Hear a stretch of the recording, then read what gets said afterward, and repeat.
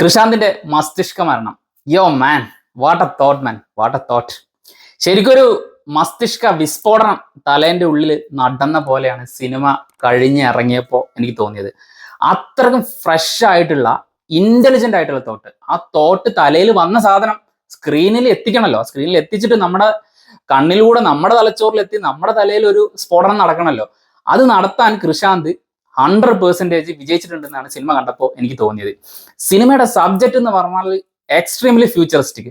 ഇന്നേ വരെ ഞാൻ കണ്ടതിൽ വെച്ച്, അതായത് ഫ്യൂച്ചറിസ്റ്റിക് ആയിട്ടുള്ള സിനിമകൾ നമ്മൾ ഒബ്സർവ് ചെയ്യുമ്പോൾ ഹൈ എൻഡ് സൈഫൈ സാധനങ്ങളൊക്കെ കാണാറുണ്ട്. പക്ഷെ ഇതൊരു വളരെ റൂട്ടഡ് ആയിട്ടുള്ള നമ്മുടെ കേരളത്തിൽ നടക്കുന്ന മലയാളീകരിച്ച ആ ഒരു സൈഫൈ സാധനം ഉണ്ടല്ലോ. ഈ സിനിമയുടെ ജോണർ എന്ന് പറയുമ്പോൾ അതിൽ സൈഫൈ എലമെന്റ് മാത്രമല്ല, ഇതൊരു സൈഫൈ, സറ്റാറിക്കൽ, ത്രില്ലർ, കോമഡി, പൊളിറ്റിക്കൽ പടമാണെന്നൊക്കെ പറയാം. പല ഏരിയയിലും കറണ്ട് പൊളിറ്റിക്സും എല്ലാ കാര്യങ്ങളും ടച്ച് ചെയ്ത് പോകുന്നുണ്ട്.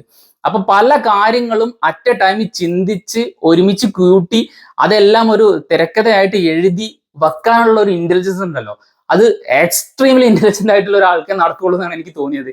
അത് കൃഷാന്ത് പുള്ളിക്ക് അത് ഉണ്ടെന്ന് അദ്ദേഹത്തിന്റെ മുന്നത്തെ സിനിമകളും വെബ് സീരീസ് എല്ലാം തെളിയിച്ചിട്ടുണ്ട്. ആ കൂട്ടത്തിലെ എല്ലാ സിനിമാറ്റിക് പ്രൊഡക്റ്റും നമ്മൾ കമ്പയർ ചെയ്യുന്ന സമയത്ത് ഈ സിനിമയുടെ കഥയും തിരക്കഥയും വരുന്ന ആ ഒരു കാറ്റഗറി എന്ന് പറഞ്ഞാൽ ടോപ്പ് നോച്ച് ആണ്. ആ ചിന്തക്കാണ് ഇതിൽ 100% കൈയടി കൊടുക്കേണ്ടത്. ചിന്ത മറ്റൊന്നുമല്ല, നമ്മളിങ്ങനെ ആലോചിക്കുന്ന കാര്യങ്ങളുണ്ട്. നമ്മൾ ആലോചിക്കുന്ന കാര്യങ്ങൾ ഒരു പിക്ചർ സ്ക്യൂ ആയിട്ട് നമ്മൾ അത് പിക്ചറൈസ് ചെയ്തിട്ട് അതൊരു വീഡിയോ ആക്കി മാറ്റി കഴിഞ്ഞാൽ അത് വേറൊരാൾക്ക് നമ്മുടെ ചിന്തകളും നമ്മുടെ സ്വപ്നങ്ങളും ഒക്കെ കണ്ട് മനസ്സിലാക്കി എക്സ്പീരിയൻസ് ചെയ്യാൻ പറ്റുന്ന തരത്തിലുള്ള ഒരു ഫ്യൂച്ചറിസ്റ്റിക് ഒരു എന്താ പറയുക, ഒരു ഗെയിമിംഗ് സോണോ അല്ലെങ്കിൽ ഒരു ആപ്പോ അങ്ങനെയുള്ള എന്തെങ്കിലും കാര്യങ്ങൾ ഡെവലപ്പ് ചെയ്തിട്ടുണ്ടെങ്കിൽ, അങ്ങനെയുള്ള ഒരു സംഗതി ഒരു തേർഡ് പാർട്ടി കാണുകയാണെങ്കിൽ, എക്സ്പീരിയൻസ് ചെയ്യുകയാണെങ്കിൽ, ഇൻഡിവിജ്വൽ ആ ഓരോ വ്യക്തികൾക്കിടയിൽ സംഭവിക്കുന്ന ആ ഒരു മാറ്റങ്ങൾ ഉണ്ടല്ലോ, അവരുടെ ഡേ ടു ഡേ ലൈഫിനെ എങ്ങനെ ആ സംഗതി ബാധിക്കുന്നു, അത് അവരുടെ ജീവിതത്തിന്റെ മൊത്തത്തിൽ എങ്ങനെ ഷാറ്റർ ചെയ്യുന്നു എന്നുള്ള കഥയാണ് സിനിമ സംസാരിക്കുന്നത്. ആ ചിന്ത എങ്ങനെയാണ് സ്ക്രീനിൽ അവതരിപ്പിക്കുക, സ്ക്രീനിൽ വരച്ചു വെച്ചിരിക്കുന്ന രീതി, ഏത് സിനിമാറ്റോഗ്രഫിയുടെ മ്യൂസിക്കിന്റെ അകമ്പടിയോട് കൂടി നമ്മളുടെ ആ ഒരു മൊത്തം സിനിമ അനുഭവത്തിനെ ബൂസ്റ്റ് ചെയ്യുന്ന രീതിയിൽ, അത് നമുക്ക് കിട്ടുന്ന രീതിയിൽ പ്രസന്റ് ചെയ്യാന്ന് പറഞ്ഞു കഴിഞ്ഞാൽ ചില്ലറ പരിപാടിയല്ല. എസ്പെഷ്യലി ഇതിന്റെ ആ ഒരു ബാക്ക്ഗ്രൗണ്ട് സ്കോർ വർക്കി ആണ് ചെയ്തിട്ടുള്ളത്. പുള്ളിയുടെ ആ ബാക്ക്ഗ്രൗണ്ട് സ്കോർ പ്ലസ് മ്യൂസിക് അത് ഗംഭീരമായിട്ട് വന്നിട്ടുണ്ട്. ഞാൻ പറയാൻ കാരണം എന്താ വെച്ചാൽ ഇത് സിനിമ നടക്കുന്ന ഒരു ടൈം ലൈൻ എന്ന് പറഞ്ഞാൽ ഫ്യൂച്ചറിസ്റ്റിക് ആണ്. 2040-50 ആ കാലഘട്ടത്തിലൊക്കെയാണ് നടക്കുന്നതെന്നാണ് കാണിക്കുന്നത്. അപ്പൊ അന്നത്തെ കാലത്ത് നടക്കുന്ന കാര്യങ്ങൾ, അന്നത്തെ കാലത്തെ അന്തരീക്ഷം, ആ ഒരു എന്താ പറയാ, നമ്മുടെ മൊത്തത്തിലുള്ള ആംബിയൻസ് തന്നെ മാറുന്ന, നമ്മുടെ എന്താ പറയാ ടെക്നോളജിക്കൽ അഡ്വാൻസ്മെന്റ് വന്ന, നമ്മുടെ ഒരു ട്രാവൽ എക്യുപ്മെന്റ് ചേഞ്ചസ് വന്ന ആ ഒരു സാഹചര്യത്തിലുള്ള സംഗതികൾ നമ്മൾ കാണുന്ന സമയത്ത് ഉണ്ടാകുന്ന ആ ഒരു സൗണ്ടിങ് ഉണ്ടല്ലോ, പാട്ടിന്റെ കാര്യത്തിലായാലും ആ സൗണ്ട് ഡിസൈനിന്റെ കാര്യത്തിലായാലും എല്ലാം ഒരു ഫ്യൂച്ചറിസ്റ്റിക് ആയിട്ട് നമുക്ക് ഫീൽ ചെയ്യും. നമുക്ക് കേൾക്കുമ്പോൾ തന്നെ ഫീൽ ചെയ്യും ഇറ്റ് ഈസ് സംതിങ് ഡിഫറെന്റ്. അങ്ങനെയുള്ള എല്ലാ കാസ്റ്റ് ആൻഡ് ക്രൂ മെമ്പേഴ്സും അറിഞ്ഞു പണിയെടുത്തിട്ടുള്ള ഇന്റലിജന്റ് ആയിട്ടുള്ള ചിന്തിച്ചെഴുതിയ ഒരു ഗംഭീര സിനിമാറ്റിക് എക്സ്പീരിയൻസ് ആയിട്ടാണ് എനിക്ക് മസ്തിഷ്ക മരണം അനുഭവപ്പെട്ടത്. പിന്നെ എടുത്തു പറയേണ്ടത് പെർഫോമൻസിന്റെ കാര്യമാണ്. രജിഷ വിജയൻ അടിപൊളിയായിട്ട് ചെയ്തിട്ടുണ്ട്. പുള്ളിക്കാരി സിനിമ ഇറങ്ങുന്നതിന് മുമ്പ് അവർ ഇതിൽ ഒരു ഐറ്റം സോങ് ചെയ്തിട്ടുണ്ട്. ഐറ്റം സോങ് ചെയ്തതിന് വിമർശനം നേരിട്ടിട്ടുണ്ടായിരുന്നു. പക്ഷേ എന്തുകൊണ്ടാണ് ഇത്തരത്തിലുള്ള ഒരു പരിപാടി സിനിമയിൽ ചെയ്തു വെച്ചതെന്ന് അതിൽ കറക്റ്റ് എക്സ്പ്ലനേഷൻ കിട്ടുന്നുണ്ട്. നമുക്കതൊരു വൾഗറായിട്ടോ നമുക്ക് അത് സൂട്ട് ആവാത്ത തരത്തിലുള്ള ഒരു പെർഫോമൻസ് ആയിട്ടൊന്നും തോന്നില്ല. ഗംഭീരമായിട്ട് അത് ആ ഒരു സൂപ്പർ സ്റ്റാർഡമുള്ള ഒരു നടി, അവരുടെ ജീവിതം, അവരുടെ എങ്ങനെയാണ് കാര്യങ്ങൾ ഡീൽ ചെയ്യുന്നുള്ള എല്ലാം പെർഫെക്റ്റ് ആയിട്ട് അദ്ദേഹം സ്ക്രീനിൽ അവതരിപ്പിച്ചിട്ടുണ്ട്. എല്ലാ കയ്യടിയും അദ്ദേഹം അർഹിക്കുന്നുണ്ട്.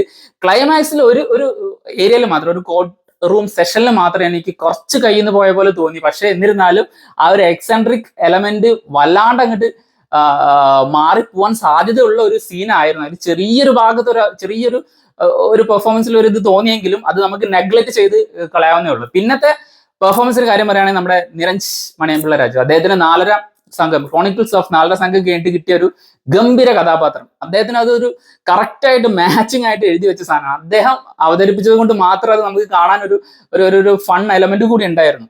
ആ ഫണ്ണിന് പുറമെ ഒരു ഇമോഷണൽ ഹുക്കും കൂടി ഉണ്ടായിരുന്നു സിനിമയിൽ. അത് ഇനീഷ്യൽ സീക്വൻസുകളിൽ തന്നെ നമുക്കത് മനസ്സിലാവുന്നുണ്ട് എന്താണ് നിരഞ്ജ് മണിയമ്പിള്ള അവതരിപ്പിച്ച ബിമൽ എന്ന് പറയുന്ന കഥാപാത്രത്തിന്റെ ബാക്ക് സ്റ്റോറി എന്നുള്ളത് ആദ്യമേ തന്നതുകൊണ്ട് നമുക്ക് ആ ഒരു കഥാപാത്രത്തിൽ കൂടെ സഞ്ചരിക്കാനും പറ്റുന്നുണ്ടായിരുന്നു.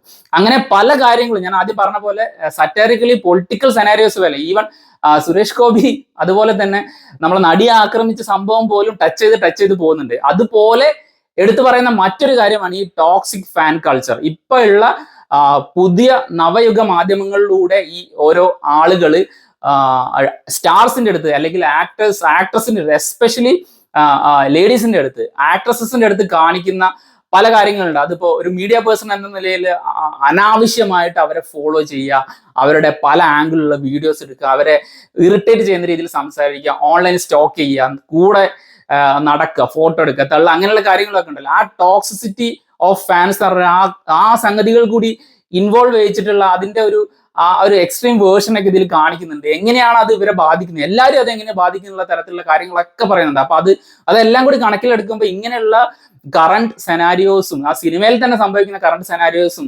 പൊളിറ്റിക്കൽ സ്റ്റേറ്റ്മെന്റുകളും പൊളിറ്റിക്കൽ സിറ്റുവേഷൻസും എല്ലാം സറ്റാറിക്കലി അത് ഒരു തമാശയുടെ മേമ്പൊടിയോട് കൂടി പെർഫെക്റ്റ് ആയിട്ട് ബ്ലെൻഡ് ചെയ്ത് വന്ന ഒരു സിനിമാറ്റിക് സ്ക്രിപ്റ്റ് ഇതിന് തയ്യാറാക്കുന്നതിൽ 100% കൃഷാന്ത് വിജയിച്ചിട്ടുണ്ട് എന്നാണ് എനിക്ക് തോന്നുന്നത്. അപ്പൊ എല്ലാവരും തിയേറ്ററിൽ തന്നെ പോയി കണ്ട് തലച്ചോറിലൊരു മസ്തിഷ്ക വിസ്ഫോടനം അനുഭവിക്കാൻ ഉതകുന്ന തരത്തിലുള്ള ഒരു സിനിമാറ്റിക് പ്രൊഡക്റ്റ് ആണ് മസ്തിഷ്ക മരണം.